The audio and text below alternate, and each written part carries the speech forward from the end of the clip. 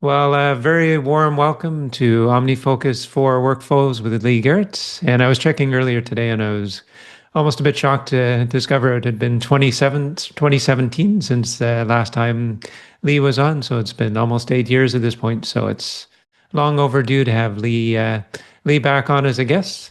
And I've definitely benefited from, I was just sharing with Lee before we started the recording today, some of the things that I benefited from that 2017 session. And I'm sure many others did as well. And I'm sure there'll be many more great gems today. Before I introduce Lee, just want to talk a little bit about Learn OmniFocus. This was a site I formed on a bit of a whim back in 2014. As we record this, we're days away from the 11th anniversary. And I wasn't sure if there would be enough interest to sustain a membership site that centers around OmniFocus. And I'm happy to report things are going strong almost 11 years later. And the kind of three pieces of Learn OmniFocus. First of all, I think it's very important to design a system that reflects your life and work. And this is a major emphasis of Learn OmniFocus. And it's kind of having a place to put things, having a system that mirrors your life and work, and just feeling confident that you can put things there efficiently and find them when you need them. So there's a lot of emphasis on configuring OmniFocus. The second piece is using OmniFocus. It might seem like a bit of an obvious statement, but sometimes people set up these beautifully crafted OmniFocus setups, but then they don't really develop the habit of using it and trusting it and so forth. So this is really foundational. I recommend opening OmniFocus every day, even if you're not totally up to date on the system, just develop that habit of engaging with it. And if you're using it regularly, if you develop that habit, then I think you'll find it'll really serve you well. And one of the things that really sets OmniFocus apart is it is kind of infinitely automatable and customizable and things like that. So as you get to be more of an OmniFocus ninja and you've got the basics down, there's a lot of things you can do to make OmniFocus more convenient to use, more efficient. Putting automations in also creates a consistency. So you don't have to be thinking so much about the details of creating projects and things. You might have templates that you've created. And I know Lee's going to be talking about those today. So I think all three of these are very, very significant. And one thing I think that has made this community work well over the years is it centers around one specific task manager. So all of us here are using OmniFocus and we can kind of speak a common language. I can present it in a way that really makes sense for OmniFocus users. But it's really important to emphasize that OmniFocus really could never exist in isolation. I think it's impossible to have a productivity system that's only OmniFocus. So this is why I've introduced many other apps over the years. And some of these icons you might recognize, some of these I use daily. And it's really about, in one of the previous sessions, somebody talked about the productivity system consisting as a constellation of apps, and that really stuck with me. So each app has its role within the system, your calendar, your note-taking app, OmniFocus, you might have collaborative tools that you're using as well. And it's a matter of fine-tuning each of these apps and understanding the unique roles they play within the overall system, and then having them work together in the most convenient, simplest, and efficient way possible. So you'll be definitely introduced to a lot of other apps as you navigate the Learn OmniFocus content. I don't go into all of the details of each of the apps, and this is where ScreenCastsONLINE is really a beautiful sort of companion to Learn OmniFocus. You really get to go into an in-depth look at, I think a lot of these apps, if not all of them, have been covered on ScreenCastsONLINE at some point. And that's really where I go to get to know the apps really well so I can really do them justice when I feature them on Learn OmniFocus. There are self-guided courses. I know many people like to learn and kind of at their own pace, and that's definitely a theme with ScreenCastsONLINE as well. And there's a growing library of courses. These go really in depth on specific themes. I really enjoy putting these together, and some of these are months or even years in the making and based on my own experiences and working with other people who are using OmniFocus and so forth. And the next one is well on its way to being done, and it's traveling with OmniFocus 4. And I love to travel and I love to kind of test my productivity system when I'm traveling. And I think traveling is probably one of the best tests of, how robust is your productivity system when you're navigating different time zones and you're out of your routine. And there's things that need to be happening back at work and at home and things like that need to be well managed. So this has been a really fun one to put together. Um, Personal productivity can also be, I think, a bit of a lonely pursuit. Sometimes it kind of feels like you sort of trying to take on the world. And this is where the live sessions that I introduced pretty much from the beginning have proven to be very effective. So having a community around your personal productivity practice, I find, can make a really big difference. And the first one I introduced was office hours, and these are small group, maximum 10 people sessions that I host regularly. And you can come and just kind of join the Learn OmniFocus Clubhouse and get to know some other people. You can come with specific questions, or you can just come celebrate some of the accomplishments you've made. So if you haven't been to one of these, I highly recommend checking them out. They're always one of the highlights of my week when I'm hosting one of these. And a more recent introduction is virtual co-working. So this is when you come and work alongside other OmniFocus users. People that attend these, including myself, tend to get a lot of work done, maybe give attention to things that have kind of fallen by the wayside and haven't gotten the appropriate amount of attention. And there's a social element to these. You get to know other people and get to hone your focus and OmniFocus skills in the process. And then the most recent one I introduced are workshops, and there's currently one workshop called Get OmniFocus Back on Track. And this is where I take you on an interactive guided tour of your own OmniFocus setup and prompt you to make some changes, the way things are structured. Often it's about clearing things out of OmniFocus that don't really belong, or taming your tags, things like this. So I've led, I guess, probably about 7 or 8 of these at this point. And sometimes people will come back and sort of approach their system at another level. And so it's really great to see people kind of revisiting this. But yeah, these have been really successful so far. And I've been having workflow guests on pretty much since the beginning. I think Kurash Dini was the very first, and he was one of my first teachers of OmniFocus, and he's been back several times since. And these are helping to kind of ensure that I'm presenting a broad view of how OmniFocus is being used across many different geographies and cultures and professions. So I've had a really wide-ranging amount of guests, and some have come back, just like Lee is today. And yeah, these are very enriching. I get a lot out of these, and people who attend them have shared that they get a lot out of what people share. And the next guest I'm excited to announce is Mike Williams. And if you're not familiar with Mike Williams, he's the former CEO of the David Allen Company. So he's in a very close relationship with David Allen over the years. And he founded Doing to Done, and there's a companion book that is highly, highly recommended. If Dr. Seuss ever wrote a book on productivity, I think it would look pretty similar to what Mike Williams came up with. It's very fun, and there's a lot of illustrations, and I think it's a sign of a true master when he can distill productivity principles down to a book that can be read in an hour, and something that's very approachable. He was a guest, I think it was a couple of years ago now, and yeah, I just loved the session. I got a lot out of it myself. So if you want to kind of get a taste of the Doing to Done approach, I definitely recommend going back to watch a recording of that.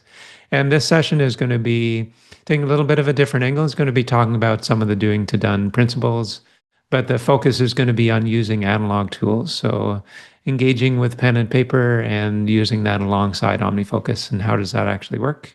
And he'll be talking about a product he released recently that gives some sort of tangible structure to the analog side of things. This will be a special 90-minute session that we'll be co-leading, and yeah, really excited to bring Mike Williams back to Learn OmniFocus. That'll be on July 23rd. It's my pleasure to welcome Lee Garrett back to Learn OmniFocus, and he's joining us from Margate, England. And I imagine at least some of you probably don't know where Margate is. I had to look it up on a map when I originally met Lee. So here's a little geography lesson for you. Right on the east coast of England. I haven't visited there. Maybe one day. I've been to England many times over the years. Lee has recorded many videos for ScreenCastsONLINE. He's Definitely one of my favorite presenters, not just on Screencasts Online, but you might see his name pop up on other sites as well if you're watching some tutorials. Lee definitely has a real passion for screencasting and is actually now the owner of Screencasts Online. Don McAllister founded the site way back in 2005, so it's celebrated the 20th anniversary this year, and then Lee has recently acquired Screencasts Online, and you'll hear Don's voice from time to time. If you want to get a good history lesson on Lee's journey through his IT career and all the productivity things he did in Screencasts Online, I definitely recommend checking out his recent interview on the Omni Show.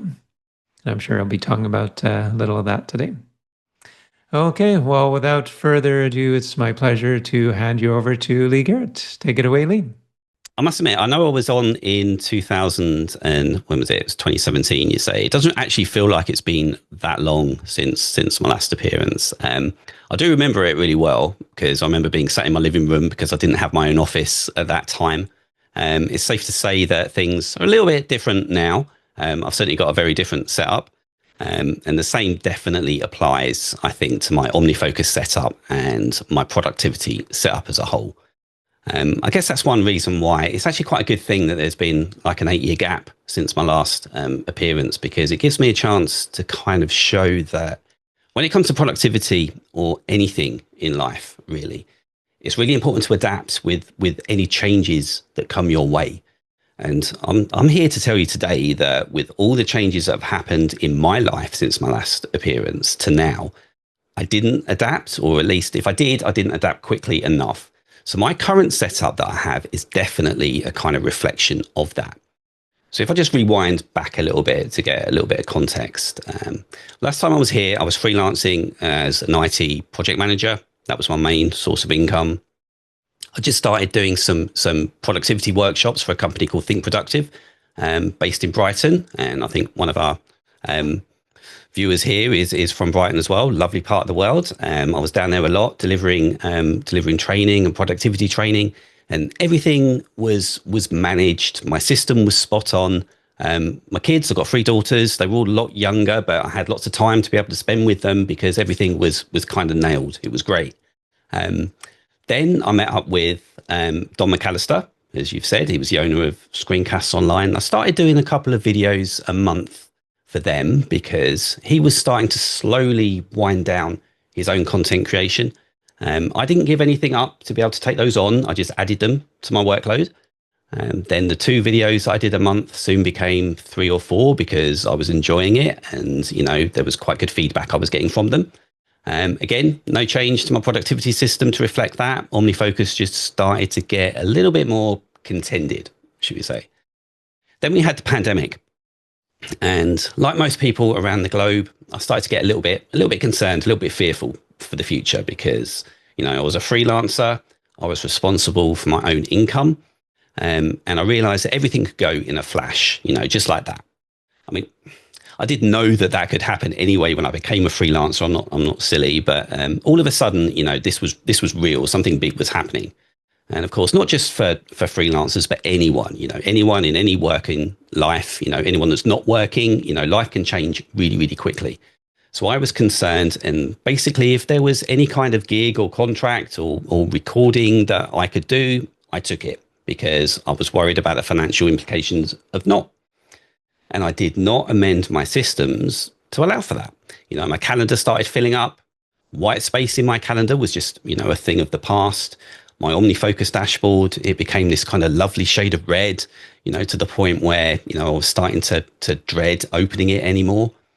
And then, of course, in 2023, as you've alluded to, Tim, Don contacted me to say that he was looking at taking up semi-retirement, but only if he could sell ScreenCastsONLINE to someone that he trusted, somebody that would treat it with kind of the respect it deserved. So even though I knew that this was yet more work because I'd still need to keep the IT contracting going to pay for it. I know ScreenCastsONLINE isn't like a FTSE 500 company, but, you know, I didn't have the cash to buy it in the back of the sofa. So I needed to keep contracting to be able to pay that off. I'd also need to learn all the skills to run a business like that. You know, it's not something I've done before. There's a lot of back end systems to ScreenCastsONLINE to be able to keep everything going. But I still said yes because, again, I wanted another source of financial stability because I was concerned, but also because I really do enjoy screencasting and I love ScreenCastsONLINE. And I didn't want anybody else buying it because they may just end up selling it to someone else or doing something nefarious with it. So I said yes. And also, you know, there's an inherent Britishness to me that makes it almost impossible to say no to people anyway. So I now had a productivity system that was designed in 2017 and it worked well in 2017, but in 2024, it wasn't fit for purpose. You know, my task management was wrong, prioritization wrong, email management wrong, calendar management, you know, you can see where I'm going. And it became immediately apparent to my family that I was starting to not cope. You know, despite my protestations to the contrary, you know, I was saying, yeah, everything's fine, everything's good. But I clearly needed to have some kind of a reset. So in January this year, I started mapping out like a year-long project to simplify my life. Now, I'm going to be 50 soon, so I'm not as invincible as I think I am. And I need to start taking some of the pressures away, you know, some of the decisions I need to have removed. I need to stop trying to remember things that I just absolutely don't need to remember.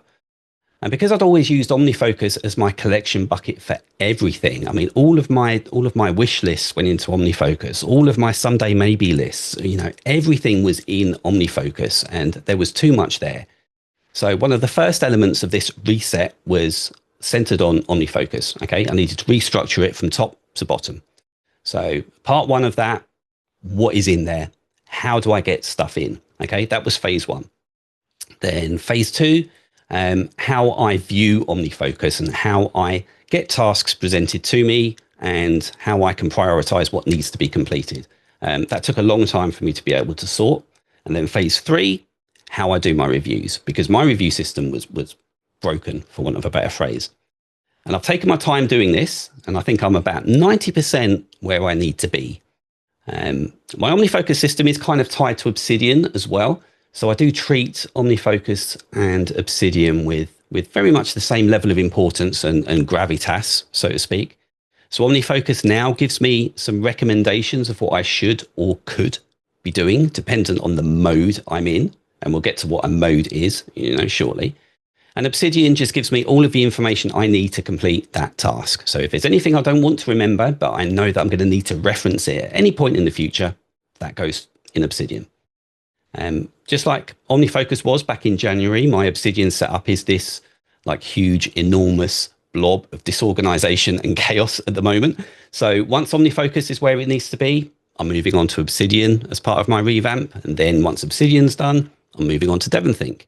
But already with OmniFocus, I find that I've got more of a calmness and more of a relaxed approach because everything in OmniFocus for me is based now on simplicity. I need a simple setup, and that's what I've now got. First of all, I figured it'd actually be quite good to have just a little run through of the settings that I have because whereas most of them are set to the defaults, my new simplistic approach does mean that some things have changed. So if I just press Command and comma to bring my settings up. So these are all pretty much the same. So I do use modern mode because it makes sense for my brain to use the tab key and the return key for doing any kind of editing. My head doesn't compute the idea of using the escape key for whatever reason. And then for quick entry, I do use the default Control, Option and Space. However, what you may notice here that could be different for how you have it is I've changed this from being the fluid setup to being the column setup because my brain just works better looking at these individual columns. And I've also added in a couple of fields here actually. So I've added in the duration one and I've added in defer until because I've started using durations a little bit more, which we'll get to. And I also like to be able to, I use defer dates so much, it's untrue. So I love being able to enter a task into OmniFocus via this quick entry and say, look, I'm going to consider this, but I don't want to even think about it until, I don't know, a month from now, 2 months from now or whatever. So I use that defer date there and then when I'm entering the task. And if you're unsure how to, because I was actually unsure how to configure this, I've seen this eye symbol here so many times, but I did not realize that if I click on this, I can change exactly what elements are presented. And it just makes all the difference for me. It's just a lovely little thing. So you can change between column view, fluid view here. As I say, I like the column view. It kind of works for me. So that's the quick entry. If I come over here into organization, clean up inbox items which have. So the default here is both a project and a tag. Now I have this set to just being a project. And the reason for this is because I've kind of stopped using tags to a degree. There are some that I use, but by and large, tags, they're not a part of my system anymore. The one thing that I realized in this kind of reset that I had is that I was overwhelmed with tags. Okay, they were causing me stress. I had tags for energy levels. I had tags for priorities. I had tags for locations. I had tags for different applications. I mean, I had a tag, as I was going through, I had a tag for the numbers app. So at any point, am I going to go into OmniFocus and say, hey, OmniFocus, I'm in the numbers application right now. What stuff can I do while I'm here? It just didn't happen. I work pretty much exclusively from this office here. I have all of my tools around me. So I've got my iPhone, iPad, my MacBook. I've got my Mac Mini sitting in the server cabinet down there. If for any reason I'm working at home, I've still got access to everything that I need because I've got like a VPN in here. And I use applications like Screens to be able to get to the Mac Mini that's sat here, which is where lots of the ScreenCastsONLINE post-production work takes place. So I don't define my work based on anything to do with context or tags now. I just schedule in different modes of work in my calendar. So I might have 2 hours working on content. I might have 2-hour blocks where I'm just working on admin and projects. I could have 3 hours set aside in a day where I'm just focusing on editing, whatever I need to do for the week. So what I did was I reviewed all of the tags that I had as part of this reset that I did. And I calculated that I only used about 3% of the tags that were there. So I declared like a tag bankruptcy, if you will, deleted all of them. And now I only add in the tags if I genuinely feel that I need them to improve my workflow. In fact, I'll show you the ones that I have. I should have a screenshot of them for you here. If I just press Shift Command and 1. For those of you who don't use CleanShot X, this is a wonderful screen capture application. It's part of Setapp if you've got a Setapp subscription, and Shift Command and 1 just gives you like a list of all of the screenshots that you've taken over the course of the last 3 days by default. So this is a list of the tags that I currently have. You'll see there's really not very many at all. I've got some here for my family. So if I'm at home and, I want to have a look at stuff that I need to do for my wife, Kel, then I can just pull up a perspective that's got like Kelly's tagged items in there. Same for the girls. And it just means that I'm treating them all equally. And I always make sure that, when I'm at home and if I'm sitting there with Amelia, if there's something I need to ask her or if there's something that I want to do for her, I can just pull up like the tag. And it's just really important for me to be able to have those. So I have them for family. ScreenCastsONLINE here. I've only got a few tags and these are all people-based.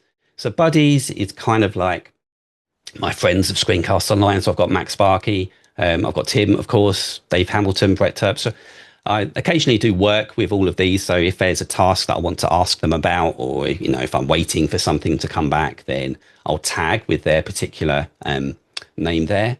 And the same for my ScreenCastsONLINE team. We've got quite a big team here, as you can see. So I've got presenters, post-production staff, and of course, JF, our main editor. Quite often I'll be waiting for tasks from them that I need to follow up on. So if I'm in a meeting with JF, I'll just pull up his tag and I can see all of the things that I'm waiting for. So that's a legitimate use for tags and a way that does help my system. If I come down, LBB, this is actually the client that I'm currently working for on my project management contract. So that's why I took a screenshot of this rather than risk opening it out, because there is some sensitive information in there. But basically, that's just a list of people that I have meetings with and that potentially I need to ask them about tasks. I do have an office tag. Sorry, this is probably the one location I've got in here because there are some office based tasks that I need to be able to do, like mounting backup drives or, You know, if I want to hoover or polish the office, then, you know, I've got a tag specifically for that. I like having errands on here, so I just pull up the errands tag if I'm out and about, so I know what shopping I need to do, or if there's anything I need to drop off to any relatives or something. And then, of course, we have the waiting, you know, the classic waiting for tag. I use that in the same way that everybody else that has a waiting for tag uses it. And this daily repeater tag is one special one that I use, and we'll get to that when I get to my repeater perspective in a little while. Now, if I come along into appearance, very little has changed here. I've started wearing glasses now. I'm starting to feel my age a little bit when it comes to looking at this screen. So I have bumped up the font just a tiny bit.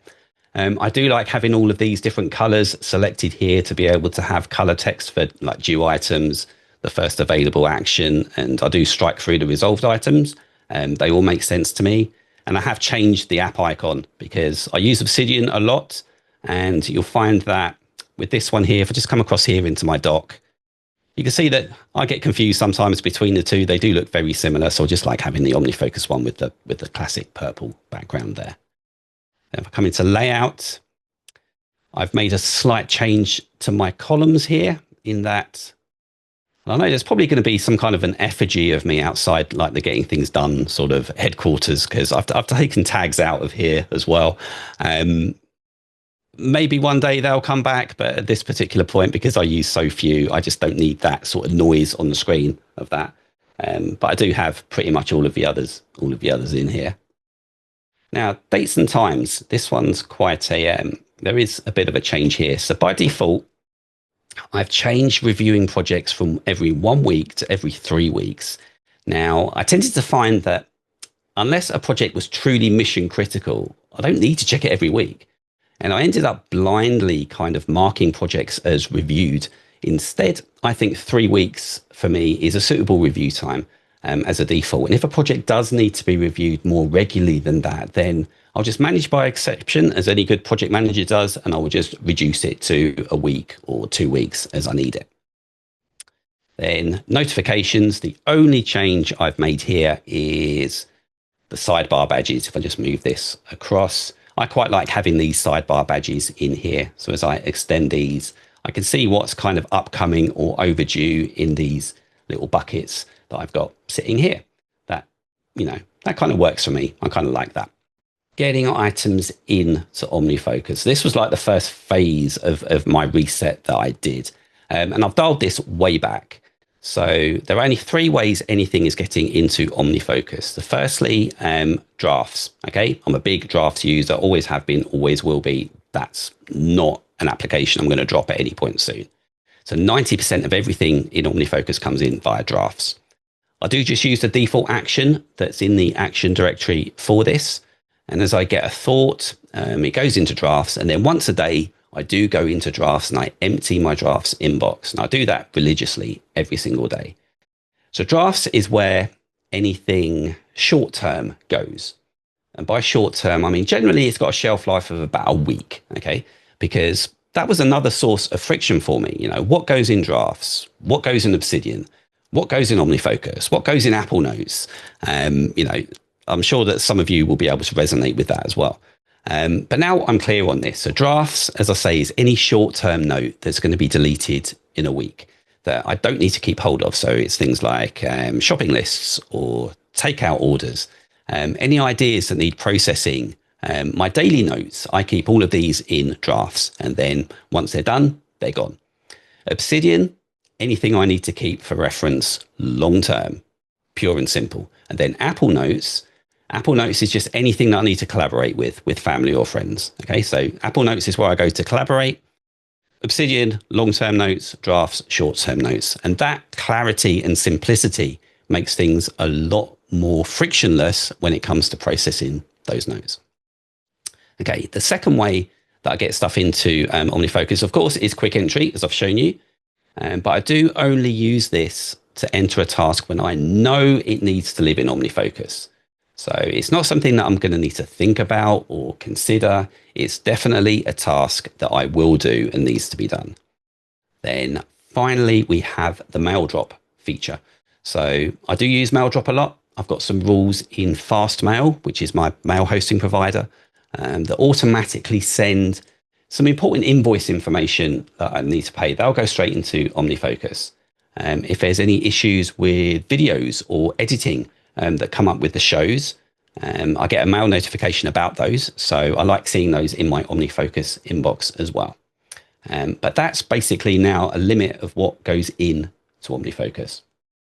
Just going to come down now and take a look at some of these projects and perspectives. So I do still have the concept of boss mode and worker mode, but it's very much reduced.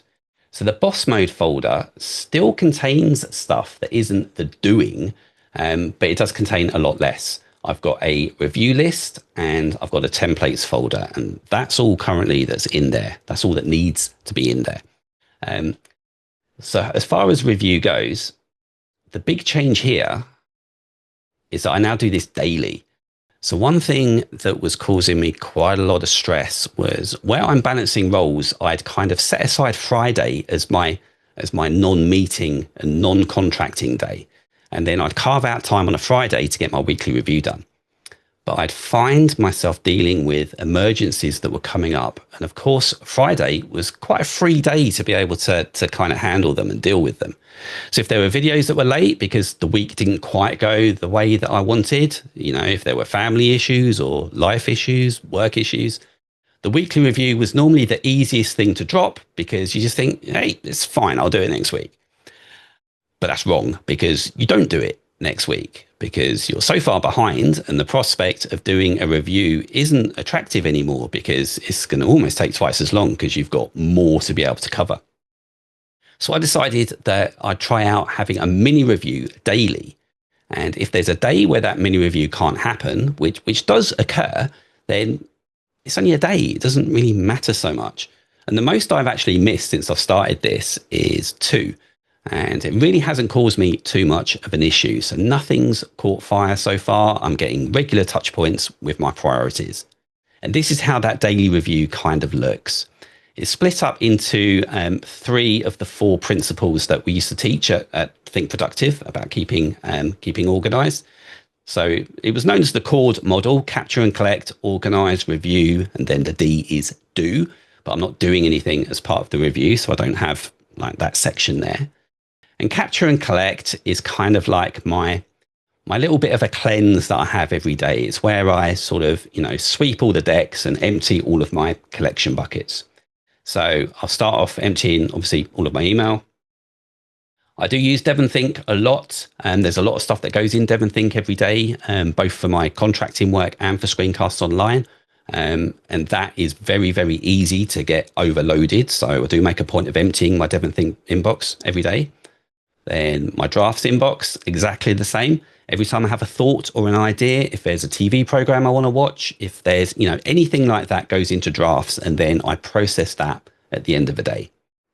I do review the reminders app daily because Kelly and I share a shared reminder list.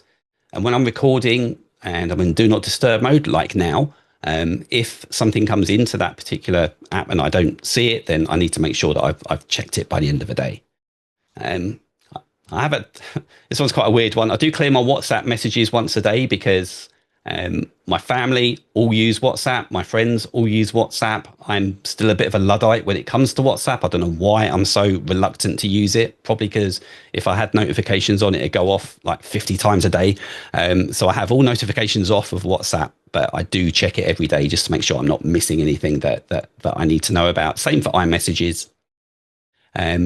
My habit tracker is streaks. I need to check that daily to make sure that the habits that are in there are relevant and current, and that I'm updating it as I should do.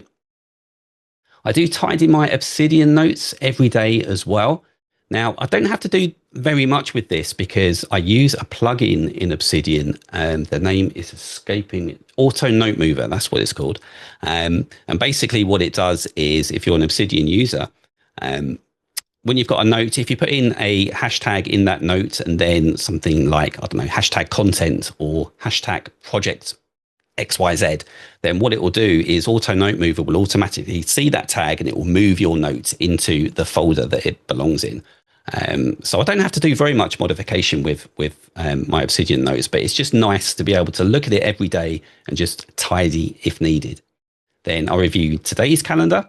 So if there's a meeting that I've taken part in and there's minutes I need to write up, or if there's any actions outstanding, I just check what's happened today and if there's anything I need to take on board for that. And then, of course, very important, review the calendar for tomorrow. I do that every single day at the close of play. Then this one is actually a weekly task, I think. Let's have a look down here. Yeah, every Thursday, I review the calendar for next week and I start putting down like the big rocks for next week, those big modes of work that I know I need to have. I have notes in here, just a little prompt just to guide me that I need approximately 8 hours of ScreenCastsONLINE admin time, 16 of content, etc. And obviously I've got personal blocks of time that I put in as well. So that's every bit as important. But that's generally the capture and collect phase. And even if I only get to do that over the course of a day, then I feel a lot better. I feel cleansed, as it were. I know what my landscape is. Then we come into organize, and organize is very, very simple. I just empty the OmniFocus inbox, because technically, if I've gone through drafts and if I've gone through like my calendar, there's going to be a couple of bits in here that basically need to have projects created for them, or I just delete. Then if we come down here to review, this has got 3 simple stages. So first of all, I complete a review of active projects in OmniFocus. And as you can see, I'm actually quite on top of doing this at the moment because it is currently 0. I've got nothing that I need to do today. So, I can tick that one off. It's done. Then below that, I review my BBB lists to see if anything can be added to. So I found that with my someday maybe lists, I should have renamed them something like never going to happen list, because it's basically where stuff was sent to die. Now, I know that's all on me because it was the system that was failing. It's not the name of the list. I get that. But I wanted to call it something a little bit more positive than someday maybe. As I say someday maybe, I can feel like my shoulders sort of, someday maybe, it's not a very dynamic name in my opinion. So I thought I'd call it just something a little bit more kind of positive. So it's called the back burner buffet. It's stuff that I want to do, no question. And it will come into OmniFocus just as soon as there's space. And also there's something about just the fact that there's 3 Bs in there. In my head, I now see them as like B level tasks. They're not quite grade A, the grade A tasks are in OmniFocus, but it's close. They're Bs, and they're going to be in OmniFocus when I'm ready to do them and there's space for them. I know it's silly, I know it's stupid, but I get that. But perception for me is everything, and it's working for me. Then we have our goals here. So this is very much in beta. I'm developing this at the moment. What I'm doing is I'm working on my process for ascertaining the appropriate number of goals to set and how to set them, because I was setting too many and I wasn't achieving them, and that's just demoralizing. So this is probably going to introduce a new tag. I think it's going to be called weekly goals, that has a simple dedicated perspective to it. But I'm not clear fully yet on how this is going to develop, but I've got some ideas and we'll see how that works. I carry out this review every single day, and I do that just with this perspective up here. It's just called the review. It only shows one task at a time, as you can see. Once I've ticked that one off, it just moves that next one on, so I'm not overwhelmed by seeing all of the review tasks that I've got to do. It's a very, very simple setup. I come to view here, you can see it's just showing me the first available task in that particular project. It's the simplest of simple perspectives that you can set up. If I just delete those, because I have to do my review once I finish this. And I'm just going to come back here. So templates. These templates here are courtesy of Kaitlin at her wonderful plugin site. If I expand this, I think I'm okay to show one of these London Borough Bromley ones here. Let's just show this. So when a new project is onboarded for me to undertake as part of my program of work, there is a strict set of steps that I need to follow in order to make sure that all of the governance is set up, and I've got all of the documentation stored in the right places, and I've got all of the sign-offs that I need to have. There were bits that I was dropping, so I created a template through Kaitlin's template plugin that basically just runs through. There's a lot of steps here. Don't get me wrong. I need to wait for part A of the contract to be written up, then part B of the contract to be signed. I need to send it out to approvers. I need to wait for approval, send a request for a purchase order, and so on and so on. Lots of menial tasks here that need to be done, but every single one cannot be missed. Otherwise, I'm going to be in heaps of trouble. So I just have this particular template that runs, and I take on maybe 3 projects a week with this particular firm. And this just keeps me on task. I never need to worry about getting anything missed. And I've also got some here for ScreenCastsONLINE. I'll cover some of these when we get to the ScreenCastsONLINE worker mode. Before we move on, Lee, if you could explain boss mode and worker mode, because that's something you introduced when you're on in 2017. I found that a very helpful concept and something I've shared. Oh my goodness, yes. Since then. Yeah, so just maybe a quick sort of 30-second recap of those different modes, because I think it is very valuable. So essentially, boss mode and worker mode, they are two phrases that were coined by, who was it? It was Peter Drucker back in the 1950s, I think. And because we're all knowledge workers, work isn't pretty much given to us. We need to define what needs to be done and when it needs to be done. So he basically decided and defined that we need to spend almost every bit as much time planning what needs to be done as we do doing it. So your boss mode is the time where you're not actually doing anything to be able to get you towards like an end goal. You're not putting cherries on cakes. You're not on a construction line. You're not creating that blog post. You're not recording that video. What you're doing in boss mode is you are planning what you need to do, when you need to do it, what standard you need to do it to, and how it needs to be done. You're looking at that big picture. It's where you're doing your reviews. It's where you're doing your scheduling. It's where you're planning your calendar. That's essentially the difference between boss mode and worker mode. So yeah, that's why I have things like the review in boss mode, because I don't need to be seeing that when I'm in the doing mode that is worker mode. Speaking of worker mode, I've identified, kind of as part of this reset, I've identified 5 kind of key hats that I wear. There's no more at this stage. At some point it's going to grow, I'm sure. But we have me, myself, and I, which is obviously all about me. Then the others are very self-explanatory. We've got my family and friends. We've got my castle, my business, and my tech. Now, each of these hats has an Obsidian note, which kind of acts a bit like a manifesto, I guess you could call it, for how it should be formed. Let me show you. If I go to me, myself, and I here, and again, should have a screenshot of this just here. There it is. Let's just move this across.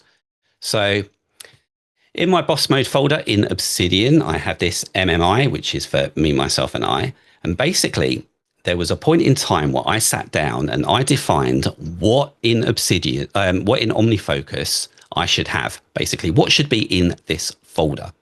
So the me, myself, and I folder in OmniFocus contains the following, and this here is a link to that particular folder, so I can get to it quickly from Obsidian. So I should have one single action list that contains both repeating and non-repeating tasks.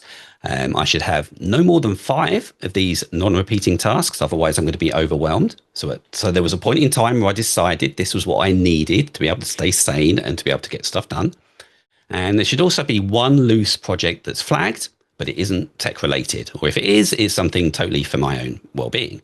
So if I just check that all of that's the case, I do indeed have one single action list here. It's called MMI, and I do have all of my single action lists sort of bookended with those square brackets. I did pick that up from a workflow guest. Was it Joe Bulig? I'm not sure. If it wasn't, then I apologize to whoever it was. I think that was me, actually. That's one I introduced. Oh, was it you? Yeah. I apologize to you then, Tim, of course. Yeah. But yeah, I just find that a nice visual sort of cue that this is a single action list. I do indeed have repeating actions in here. Only the one, just a little reward for me. I can spend 30 minutes gaming if it's earned, and basically if earned means I've ticked off all of my habits in streaks, then I'm allowed to have a little bit of gaming time. And I do have indeed 5 single actions here. One of them is flagged so that it appears on my dashboard. And here we can see let me just move this across a bit. Here we can see my back burner buffet there. So looking at focus modes, that's something that I want to do because I've kind of slowed down a little bit with using focus modes, and I think they will help benefit me more in the future. That's going to be more of a project, I'm sure. So once I've cleared this really, really boring transfer pensions to Virgin project here, as a contractor, you tend to accrue pensions like anywhere and everywhere. So it's a good idea for me to actually consolidate these. So I've got these as an MMI project. And then I've got another one here, clean all Apple Watch straps, because as it says there, they're all minging and they smell and I need to clean them. So that's a nice little task for me to be able to get that done. So once one of those is complete, then I'll just move this look at focus modes over as a project. And then a couple of these other smaller single tasks here, as these get cleaned down, then I'll just replace them with these. And I do that as part of my daily review. So that's the me, myself, and I folder. Then I have a my family and friends one here, which of course has a folder for my wife because I need to have some dedicated projects for her to, stay married. Then I've got a single action list for my family and friends. And I've also got just like a few loose projects there. Same for my castle. So this is obviously my home. This is actually quite contended at the moment. So where I've been obviously doing an awful lot of work, everything balances, and there are some bits that I should have been doing at home, some like maintenance projects that just, have fallen by the wayside. So there is a little bit more of an emphasis on my castle at the moment. But again, I, keep myself grounded by making sure there is a manifesto note that tells me exactly what I should have contained within this particular folder. So if ever I'm worried that it's getting overloaded, or I'm worried that it's not formed the way that it needs to be, I can just go back to this manifesto and it says, look, Lee, when you were sane, this is what you decided needed to be in there. Go back to that, trim some bits out. I do find that this is one of the most valuable bits that I've added to my setup for sure. So those are kind of just like the 3 hats that I've defined for having at home. There are perspectives dedicated to these. If I come to this perspectives list here. So if I come down, Tim, you'll like the fact that I still use these little separators here. I think they're fantastic. I couldn't imagine looking at a long line of perspectives that are not organized at all. So the only home perspectives I have like this kind of life dashboard here. So the life dashboard is basically your classic dashboard or must do today kind of perspective list. It basically just shows everything that's available, everything that's not a project or a group, and it must be either due soon or flagged. So this basically contains everything that is in my next actions list for me, myself, and I, my next actions list for my family and friends, my next actions list for my castle, and my next actions lists for all of my ScreenCastsONLINE stuff, my work stuff. It's basically everything. So everything I've got due in the next couple of days or is flagged. My home dashboard is obviously a little bit more simple. It only contains, let me just get that edit there. It only targets the worker mode folders for me, myself, and I, my family and friends, my castle. And I do like, playing with tech when I'm at home. So I include anything that's in my tech folder, which I've got as well.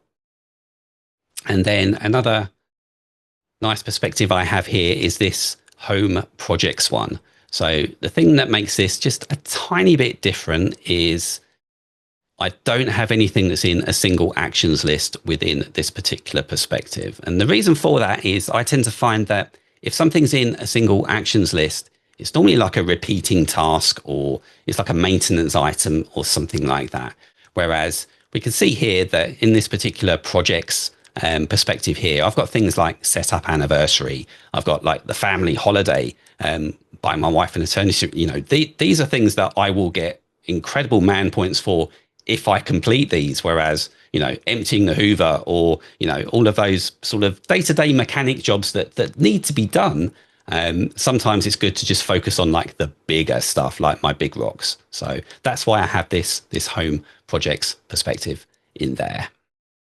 Just come back. Let's move down to quickly the work ones. So my business, I just have one core folder here, and then I have two smaller folders below. So solium.biz is actually the name of the company that I do my contracting with. It's the company that I own, so all of my payments and everything goes through solium.biz. So I've got a few admin tasks that I have there in a little single action list. But ScreenCastsONLINE is obviously the big one. And this is split up into 3 different folders. And each of these folders is a different mode of work. So my admin folder contains things like a single action ScreenCastsONLINE list, a single action ScreenCastsONLINE repeaters list. I think I can click on this. Let me look. Yep, I'm okay to click on this. So this is split up into 3 different kind of mini lists below. I've got my daily repeating tasks. I've got my weekly repeating tasks. And I've got like my monthly repeating tasks. There's nothing in here that's due at the moment, but come the 1st of June, I can see I've got to pay the contributors. I've got to, generate my monthly invoices, back up the shows, etc. So all of those are in like their own dedicated list here. But I do also have a repeaters perspective. And if I go into this, basically, one of the first things that I do once I've woken up and I've got my coffee and I'm just sat down, sort of waking up, is I go into this repeaters perspective, and I click on this daily repeater tag. And this is why I created this individual tag, because what this does is there's actually about 15 actions in here, but I've completed 12 of them today. It just lists all of those little sort of mechanic mode kind of jobs that you find you need to do to just keep the wheels turning. So things like, checking membership statuses and checking invoices have come in, all of that kind of thing. So I do that first thing in the morning. Those are my daily repeater tasks. And that's why I created that particular tag there. Also in here, I just have a folder for any issues that are currently arising. So if there's something wrong with the website, or if there's issues with any of the videos, they appear in here as little projects. And then I've got like a long-term projects folder here. So this is stuff that's like big picture things that I currently have. Those are in my ScreenCastsONLINE projects. Then further down, ScreenCastsONLINE content. So this is my live kind of setup, and you'll see that there's an awful lot that's in here. And in fact, if some of you are ScreenCastsONLINE members, you can see a couple of the couple of the apps that we're going to be covering soon. So how are these structured? Well, you can see they're all there's a uniformity to each one of these. So let's use Proton Mail as an example. Let me pull this out. So what I have here is these are all based off of a template. If I just come up here and open up template here. So all of the shows are given to the presenters 6 months in advance. Okay. We do like a 6-month schedule. So all of the other presenters will basically, pick the slots that they want to be able to have. And then I basically take all of the rest. And then what I'll do is I will use this particular template here to be able to fill out all of the show information and schedule it appropriately in OmniFocus. So if let's just run through this one. Let's say if I come up here to automation, here to templates, and I've been allocated a new show, so I'm going to create it from a template. I need to choose a destination. So this is going to go into ScreenCastsONLINE content. Click continue. So I need to type in the show type. So we do 2 types of shows. We do a full show every Friday, and we do a tip show, which is much shorter on a Tuesday. So let's say this is a full show. I need to type in the numerical show ID. So let's say this is show 2000. And then the due date. So this is the due date, not when the show is going to be aired, but this is the due date that the post-production team need to have that particular video so that they can do all of the topping and tailing and uploading to Libsyn, which is where all of our videos are hosted. So let's just say this is Christmas Day. I can see down here now that what's happened is I've got my particular project created, and the due date has been filled in here. And the reason for that is because all of this little bit of metadata here that's contained within the project title. So the show type is full, show ID is 2000, and the due date has been put in here. I do have the due date here set a week before for the actual project. So it takes this particular date and deducts 7 days, because as much as I know I can have it put in by Christmas Day, I like to have it done a week before. And then you can see all of these days here. There's like a gradient to all of these. So deciding on the topic, well, I'll do that kind of 3 weeks before it's got to go in. Creating the outline, 2 weeks before it's got to go in. And that is all defined up here.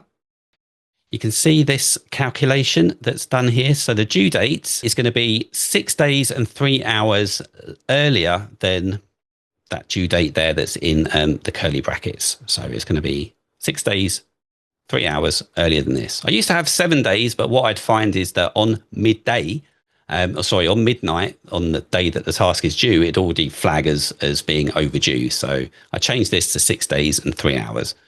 As I come down, you can see each of these has a different value there.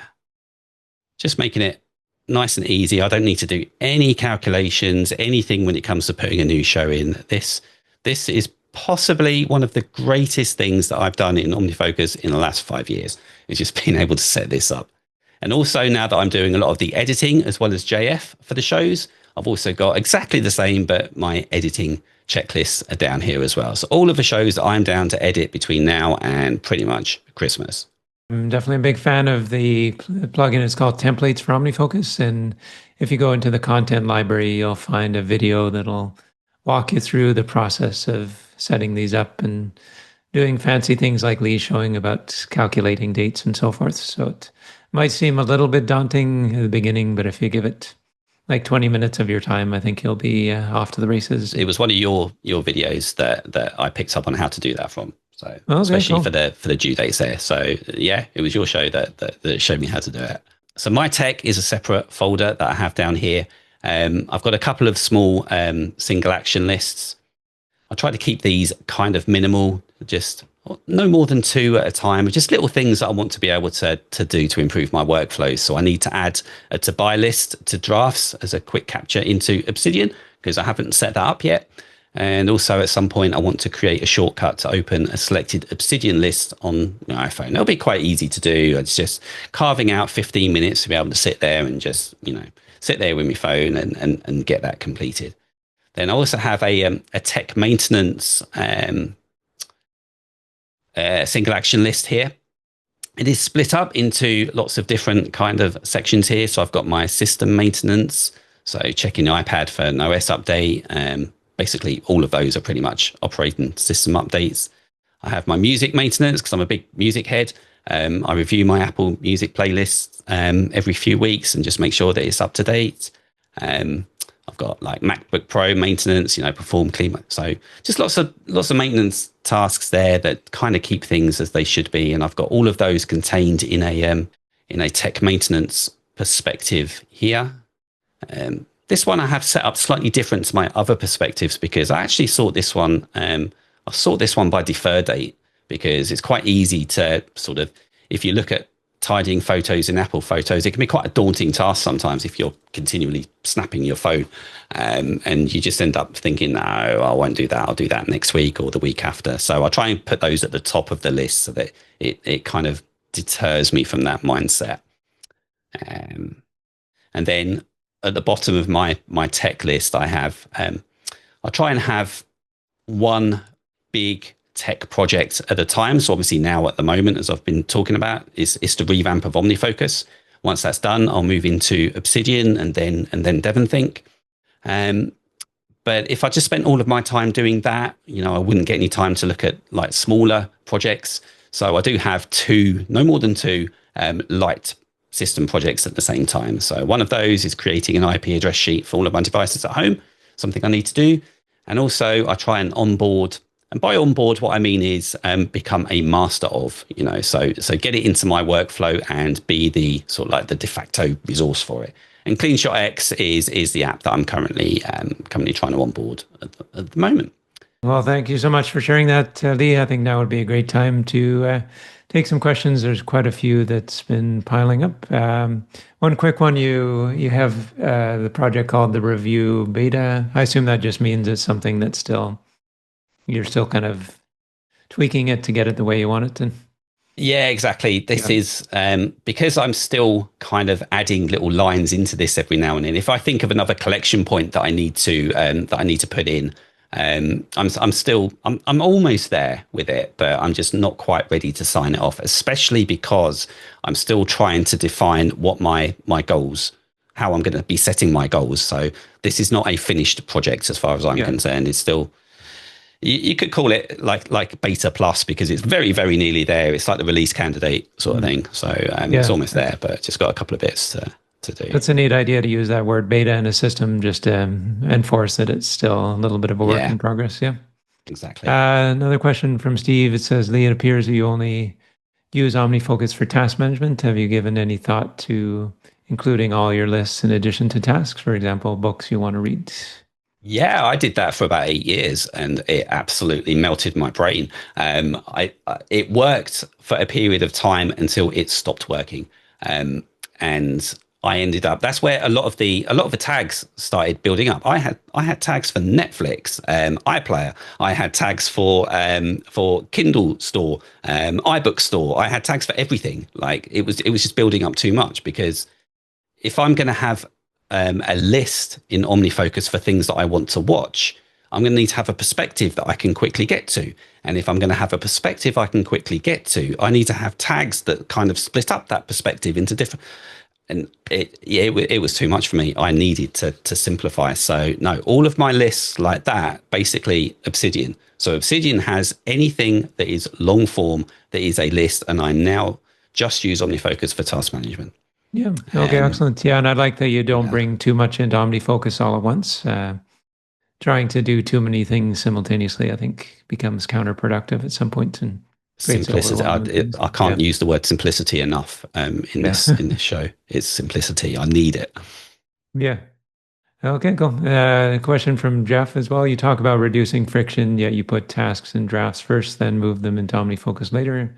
What's the advantage of this versus putting them directly into the OmniFocus inbox? My brain basically associates anything that is going to be added into a system going into drafts first, because drafts is like my triage. It's like my it's the place where I go to think about things.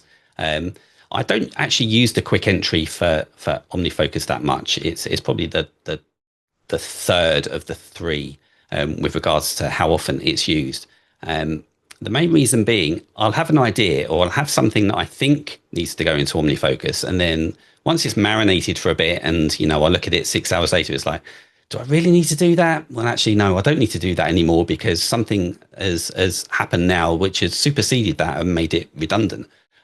So that's why I kind of like having everything in drafts, and it's just one button once it's in drafts to send it immediately into OmniFocus. I get it's an extra tap and it's an extra stage, but the amount of times that I'll go into drafts and just swipe to delete as opposed to adding them then into OmniFocus, I think ultimately kind of saves my brain some processing time. But no, I do understand what you're saying about the fact that it could add more friction. Of course it could. But yeah, depends how much is going in there. Mark's commenting, not seeing many flags. Why is that? Are you using flags extensively, or are they more a sparing thing that you put things on? No. I do use them sparingly on account of the fact that if I have too many flags, because my dashboard perspectives basically show anything that's due soon, anything that's flagged, I would find that there is so much in there that is flagged. I would never look at anything else in my OmniFocus database. Basically, anything that's not flagged would never get looked at until I did my weekly review. And sometimes some of those little fun tasks that I have in kind of, so if I go to like me, myself, and I here, some of these little tasks here, if I just filled things up with flags, I wouldn't get to see them when I'm sitting there in like this particular mode of work at home. So yeah. I'm kind of mulling over whether flags should actually be my goals for next week as well. So that's another thing that I'm kind of trying to think about, but yeah, I don't think that's going to work because I do need to flag slightly more items than I would want to have as set as goals. I dissolve the or dilute, sorry, the importance of the task if I have too many flags that are in there. The flags basically means, yeah, you really need to get to this boy. Whereas anything that's not flagged is have fun, go and enjoy doing these sort of thing. And at the end of the day, a flag is essentially a tag. It just appears differently within OmniFocus. You could have a It is. tag called important or something, and it would serve the same purpose. It just Yeah. yeah. So it's kind of yeah, just a specialized sort of tag, I guess, would be one way of looking at it. Yeah, I'm mulling over a third tag, or a third version of a flag, which basically is kind of like a fun tag, as it were. So it's like, so you've got your due dates, right? This has got to be done. You got your flag. This is really important, so you should be doing it. And then you've got something which just doesn't have any due dates or any flags at all, but it's just like, this is the stuff you want to do for fun. This is stuff that's going to make you smile. So I'm thinking about having a flag and or a tag, sorry, that is just basically called fun or something like that. And has a perspective set assigned to it where it's just like stuff that is just going to make you smile and make you happy and has absolutely nothing to do with your priorities and your commitments and everything like that. I think that's something that I might need in my system at some point. Yeah. Okay. That sounds cool. Yeah. I like this question from Patrick. He says, Lee, you're looking at so many other apps for screencasts. How do you keep a core system and not switch among new apps? Lots of shiny new tech that you're looking at constantly. So it's really tricky because yeah, I do look at a lot of apps, an awful lot of apps. And I would say that for every 10 apps that I do on ScreenCastsONLINE, there's probably 8 of them where I'm sitting there thinking, oh, I really need to get this in my system. I really need to do this.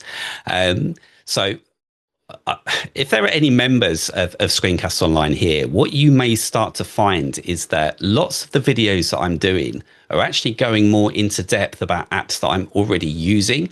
A lot of that is because I feel like sometimes we need to go into some more depth with some of the apps in ScreenCastsONLINE to be able to go into sort of more of a power user kind of mode. But also because the more apps I do, it's costing me money to be able to buy these new ones that I want to embed into my system, and also, I don't want to add any more apps in because like there is a cost to it because if you bring another app in, it's got to replace something else. You've got a learning curve. You want to be the master of the app as well. Which I kind of have to do in my role, and it takes such a lot of time. So yeah, it's tricky, it's hard. There are some apps that I've covered and have slipstreamed into my system like easily, but then there are others that keep on knocking on the door, and I'm just saying no, I haven't got time, please no. But yeah, it is hard. It is hard. And the system you've created sort of lends itself to putting them on your back burner.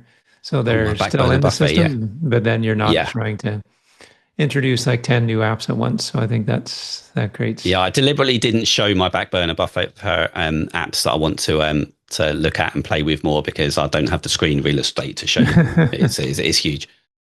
And when you had an action to review the back burners, would you go through each of the areas each time you do a review, or might you look at the ScreenCastsONLINE or the castle in one sitting? Because I imagine it could take quite a bit of time to go through each of the notes in Obsidian, the BBB notes.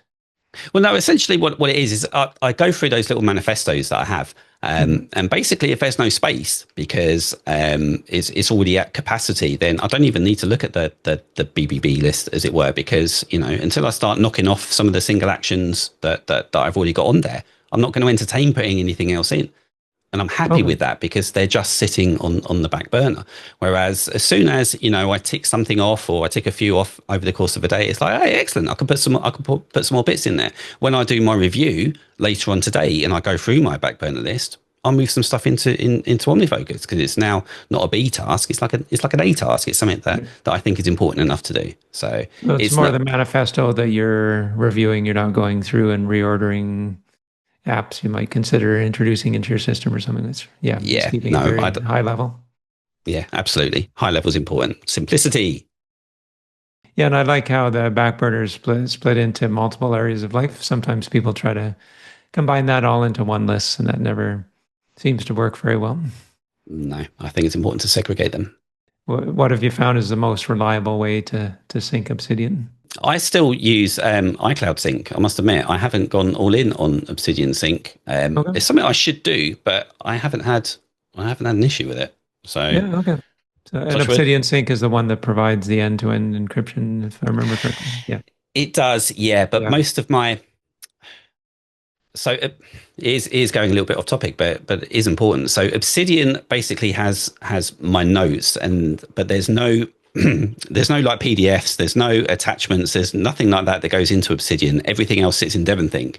So there will be links from Obsidian into DevonThink referring to that particular file. So I might have a link to a DevonThink file that's a contract for a customer, or I may have a link to a file that's like an invoice or a PDF manual for something.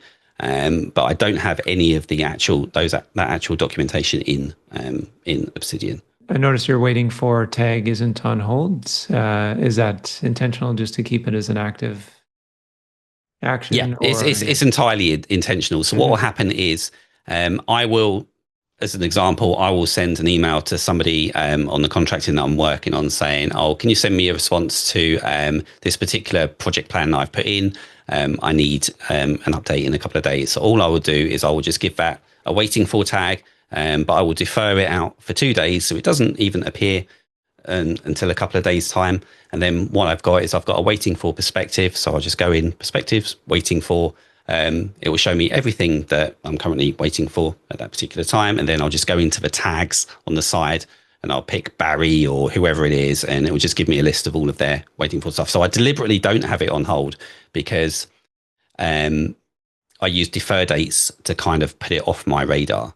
So that way it appears as something that I need to follow up on properly. And it wouldn't do that, I think, if I have an on hold tag. Just a few things I wanted to highlight as we're wrapping up.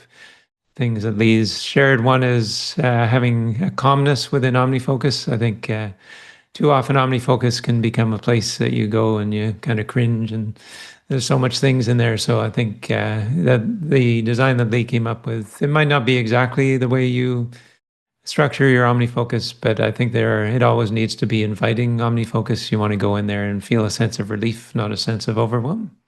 It's also really important to get clear on what goes where. I find often people will put too much into OmniFocus and like their books to read and stuff, as Lee was talking about, and the having a note-taking app that you trust, like Obsidian for Lee. I use Craft. It's amazing how much of a difference that can make. And then you can add things to OmniFocus as you have the capacity. And then lastly, I just want to really emphasize the importance of a daily review. And a lot of times people will leave something to the end of the week. To me, it's a bit like cleaning your kitchen once a week. If you have enough plates, you could probably make a go of it, but it's going to be a pretty miserable sort of cleaning activity. It's much easier to keep things clean as you go, and then the system is going to be more inviting. It'll be more up to date. You can shift gears more easily because you're constantly kind of looking to see if the lists are relevant and making adjustments, things like that. So yeah, just wanted to call out those three. For me, at least, those were the ones that really stuck out. Thanks for giving me the opportunity to be able to come back again. Maybe it won't be 8 years next time, and if it is, who knows what could be different then.